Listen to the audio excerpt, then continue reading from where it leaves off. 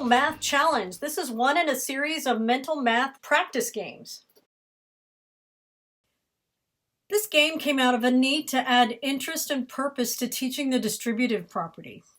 When I used to use it, I scheduled time to play it every day, the last few minutes of class, for the time we were studying the distributive property, and just before we tested over the distributive property, and then throughout the year, just as practice.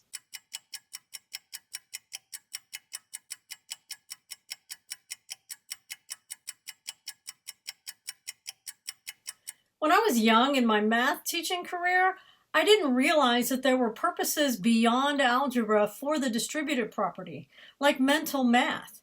So I would teach the A times B and A times C and all of that, but I didn't realize there was a purpose beyond that. And once I realized that, then I started using it to teach mental math. I would actually teach the mental math part before I did the algebra part because it made so much more sense. The algebra made more sense once you saw it used with mental math.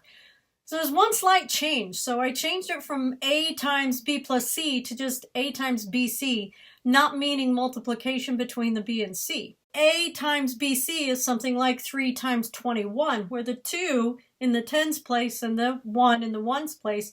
And I wanted kids to see the difference between the tens place and the ones place. So then it becomes A times B plus C, meaning that 3 times 20 plus 1. And you have to make sure that your students are writing 20 plus 1, not 2 times 1.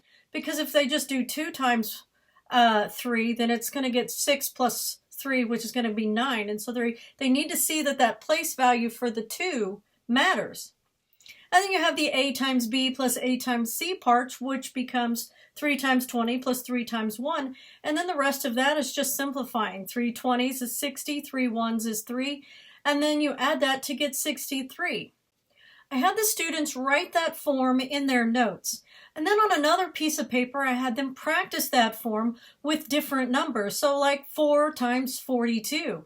And I had them write every step. Even though you can do most of it in your head, and that's what we're going to get to with the challenge, I wanted every student to see what was happening, because sometimes you'll have kids that act like they know what's happening, but they really don't. So when they see it and they've written it several times, they start to get it. Now I did start with numbers that are less than 5, because during the adding step, I wanted them not to have to carry, because carrying with mental math makes it a little bit more complicated. Once they got the format down, then we made things a little bit more complicated. So this is the next level. So once they get used to the form, I start adding numbers or making problems with numbers that are going to have carrying in the addition step. So like 7 times 64, you can see down there that 7 times 60, and this brings in a conversation about multiplying by numbers that are multiples of 10. 7 times 6 is 42, so 7 times 60 is 420. You just put a 0 on the end. It's a great way to enforce that skill. And then 7 times 4 is just 28, because 4 is in the ones place. Here is where you have to add the numbers that are in the tens place. There's never going to be any number that adds to the ones, because it's going to always be a 0 there, because you're multiplying by a multiple of 10. And then sometimes you'll change the hundreds place, but it depends on if the tens place carries. In this case, you have 28 and 20. So in the earlier one, it was just a single digit number that you are adding to the number that had the 0 in the tens place. So there wasn't any combining of the tens place. Here you have a 2 in the tens place on the 420 and a 2 in the tens place on the 28. So here's where I had this conversation about how places add to the same places. The ones place adds to the ones place, the tens place adds to the tens place, so on and so forth. And I always left it side by side and not stacked, because with mental math, you want them to be able to understand the concept of putting it together and not just mentally go through the algorithm of adding it and carrying a 1. So if you see kids writing in the air, that's not actually mental math. That's actually paper pencil. They're just imagining that they're doing it. And there's a level you can go that's much more efficient and beyond that, where they understand that 20 plus 20 is 40. So 420 plus 28 is going to be 448. And they combine the place values.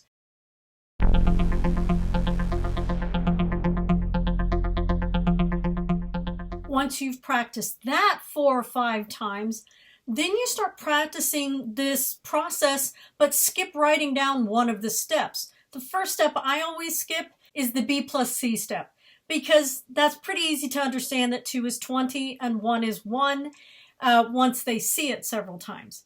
I do, however, have them do these arrows so they can remember that they're doing 5 times 60. And when I have them describe to me what they're doing, I don't have them say 5 times 6, or I don't allow them to say 5 times 6. I have them say 5 times 60 and 5 times 4, because then I remember that that is actually not 6, but it is 60. And then you have them practice that 4 or 5 times, and you leave out another step. The addition step is by far the most difficult step, so we'd show them several different ways to do it without stacking and carrying. In this case, we would underline our tens place and see that 6 and 2 is 8, and then I'd ask him, is that going to carry? No. Well, then there's nothing to add to the 500, so it's going to be 500 something. Then I'd say, is there anything that's going to add to the 4, to the ones place? I point out that there's a 0 in the ones place of the 560. So no, there's never going to be anything that adds to the ones place in these problems, just the tens place. And so then I show them how to add the tens place. There's another way to do this one. You could think of that as 560 or 56 plus 2. Those are the 2 steps then that we practice over and over, way more than 4 or 5 times. And then as they start to get used to it and start to build patterns and see the way things work in conceptually, they're able to expand it. One of the ways I expand it is by using larger and larger numbers, such as 11 and 68. So they would have to do 11 times 60 and 11 times 8, giving them 660 plus 88. By now, they're noticing that nothing is going to add to the 8, so it's just going to be an 8 in the ones place. And then 6 plus 8 is in the tens place, and 6 plus 8 is 14. So there's going to be a 4 in the ones place, and 1 more than 6 in the hundreds place, because they have to carry that 1. But I encourage them to try to not write it down. At the beginning, when they're first learning this, I let them write down the addition step and some of the carrying. I push them towards the direction of doing most of it in their head. And most kids need to be pushed in that direction. They don't think that they can. And it is hard at first, but the more that you do it, the better you get at it.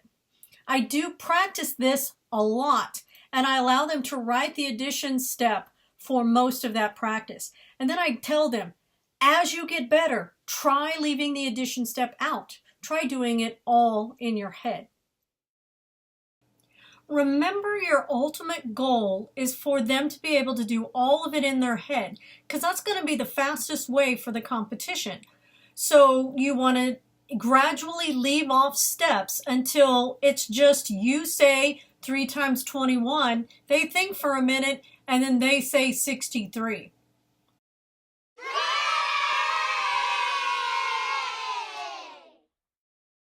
The Mental Math Challenge practices these skills: mental multiplication and addition by place value, because you're also going to mentally add. It also practices thinking under pressure, because it pits 2 people, sometimes 4, against each other. And there's a lot of pressure in that, and it teaches kids how to calm their own nervous system and focus on the task at hand.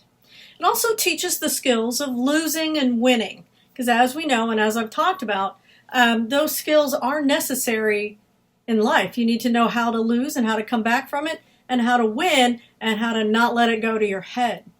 One of the things I used to do when I did games club and we would play different sorts of board games after school, I would require the students start out each game with a handshake and, good luck or wishing them success in their game. And then at the end, both kids shook hands and had to say something that the other person did that they thought was good. Like, even if they won, they had to say, wow, you really almost got me there. That one move you did was excellent, and I had to come back from that.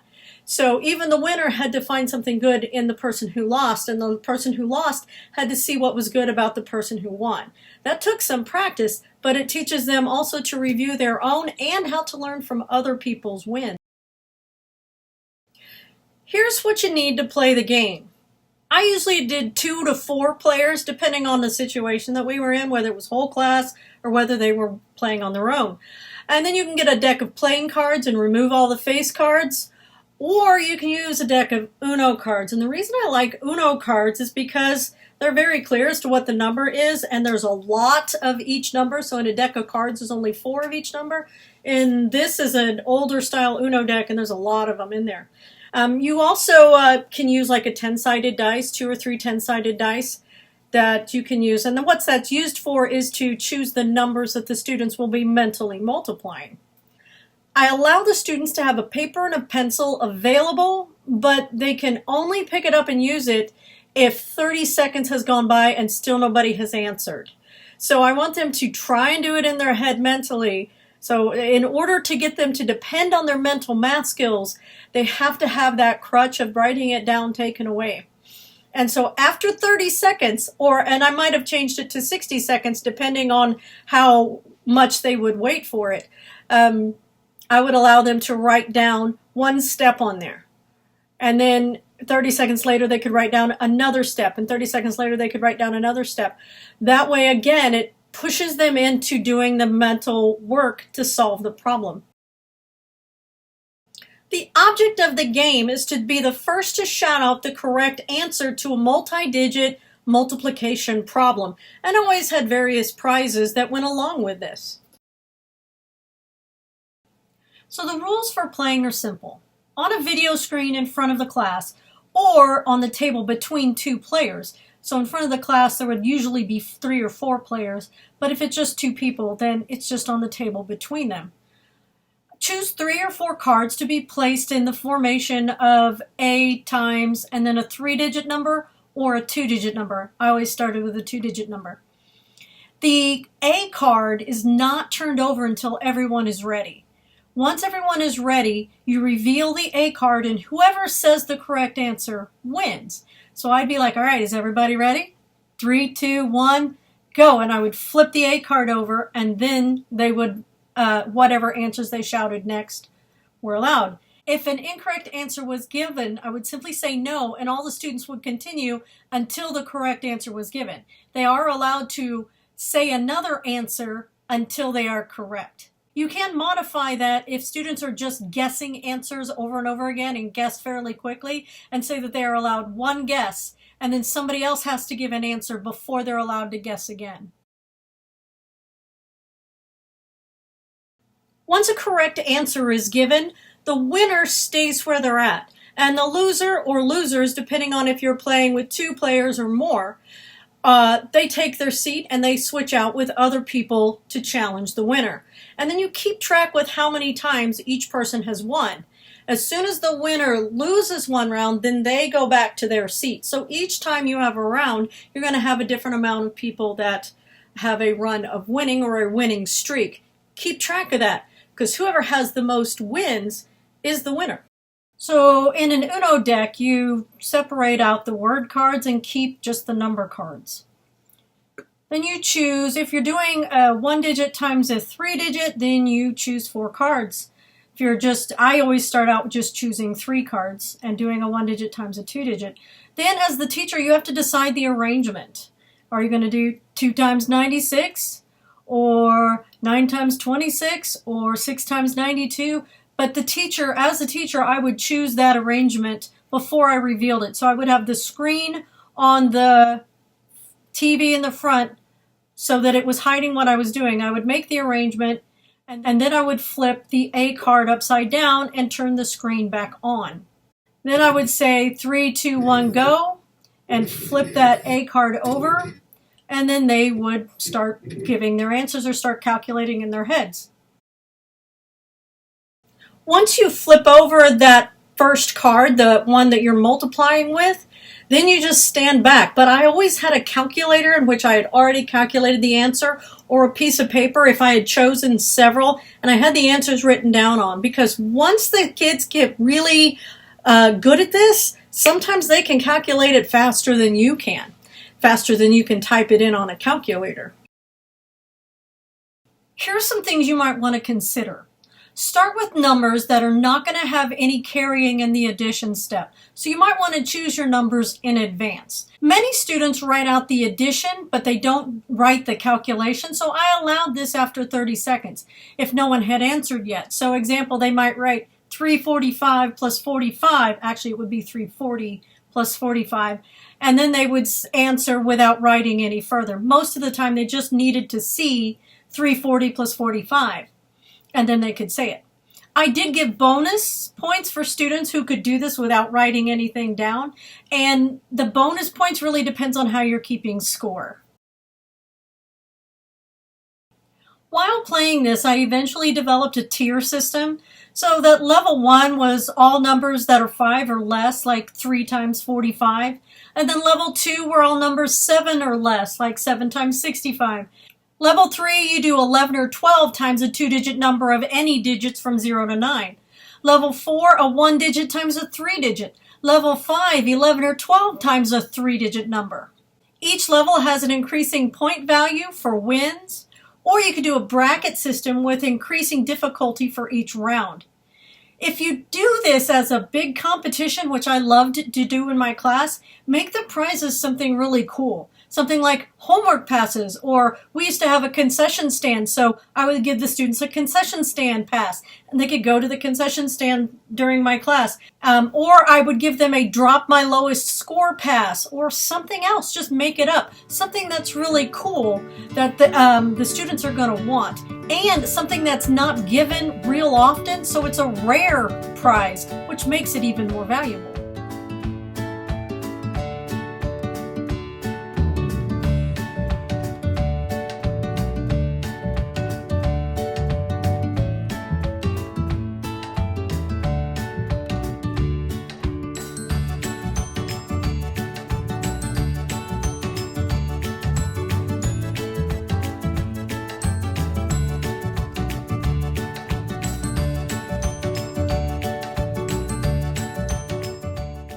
Thanks for watching, and have a fun time in your math class.